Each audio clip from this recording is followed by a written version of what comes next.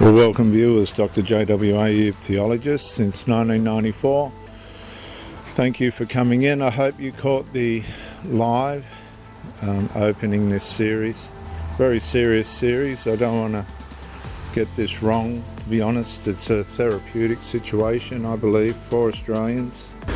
And what I mean by that is there's so many unanswered questions. Hopefully, I'm not going to try and answer them all, but what I am going to do is bring this across in a way in which some rationale may help you feel therapeutically relieved.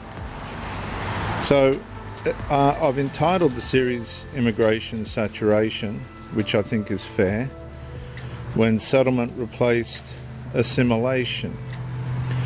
And in the previous episode, I established immigration saturation as more than numerical growth.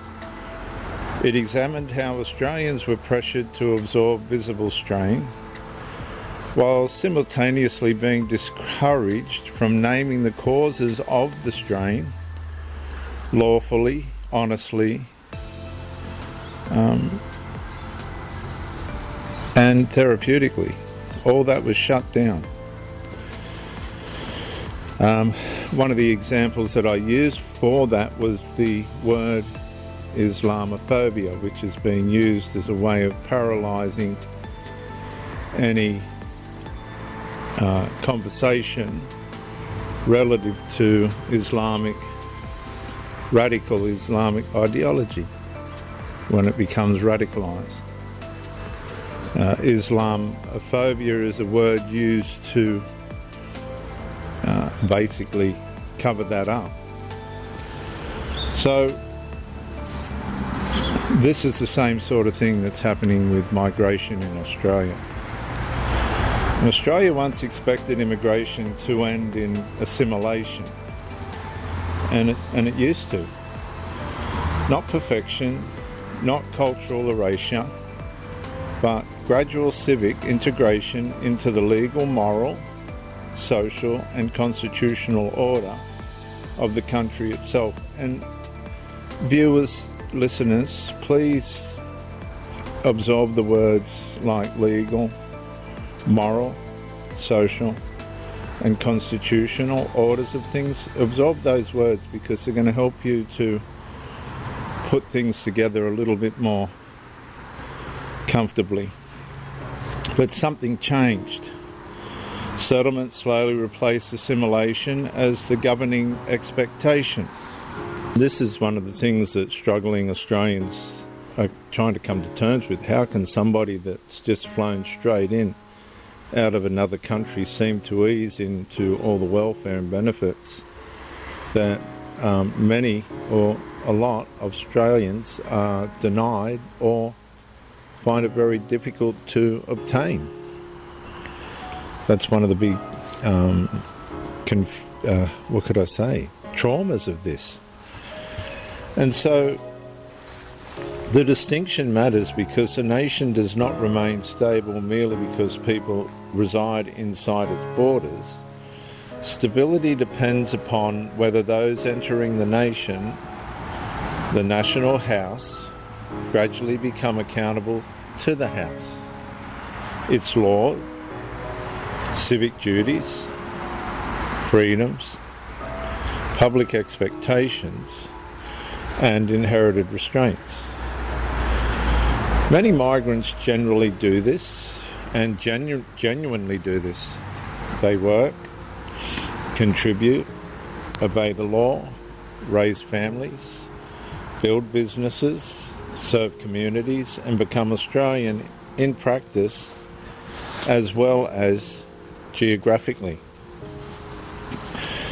And that is not the fracture being examined in my talks. The fracture emerges when government treats physical presence as sufficient while becoming increasingly hesitant to require deeper integration into Australian civic identity, constitutional continuity, taxpayer stewardship, civil law supremacy, and shared public obligations. And so the pressure then begins appearing indirectly, not only through population growth itself, but through the weakening of common assumptions that once held social trust together. Schools become cautious about teaching national identity confidently. Institutions become fearful of appearing judgmental toward practices that conflict with Australian civic norms. Public language shifts from integration toward accommodation. Concern itself becomes morally dangerous to express. And that's where many Australians begin sensing that something deeper than economics was changing. A nation cannot remain psychologically stable when citizens feel they are expected to surrender culturally and continually, while pretending continuity was never important. And the issue is not harmless difference. The issue is whether sections of the intake remain governed primarily by external religious, cultural, familial or communal loyalties that do not fully submit to Australian law. Freedom of conscience, gender equality, public order expectations, or national allegiance, while government simultaneously avoids confronting the consequences for fear of appearing intolerant. And this creates sociological contradiction. Australians are told diversity is strength, yet are discouraged from asking whether all diversity produces the same civic outcomes. They are told Australians' values matter, yet increasingly observe values treated as symbolic paperwork rather than enforceable expectations. They are told integration is occurring even while social fragmentation, enclave, density and parallel community pressure become more visible beneath official language. The listener does not need hatred to notice this. The listener needs lawful clarity, because immigration saturation becomes constitutional when settlement is mistaken for assimilation, residence for allegiance, and benefit for belonging. A nation's freedoms survive only when enough people inside the nation remain committed to protecting the moral and legal order that created those freedoms in the first place. Australia's inheritance was not built upon government as ultimate authority. Its constitutional memory carries the older assumption that authority itself stands beneath Almighty God, law, conscience, truth, and duty toward the people. And when that restraint weakens, assimilation itself begins looking oppressive, while endless accommodation begins looking compassionate. But accommodation without boundaries eventually transfers instability onto the public. Truth must therefore remain disciplined. Not every immigrant, not every migrant rejects Australian values. Not every community resists integration.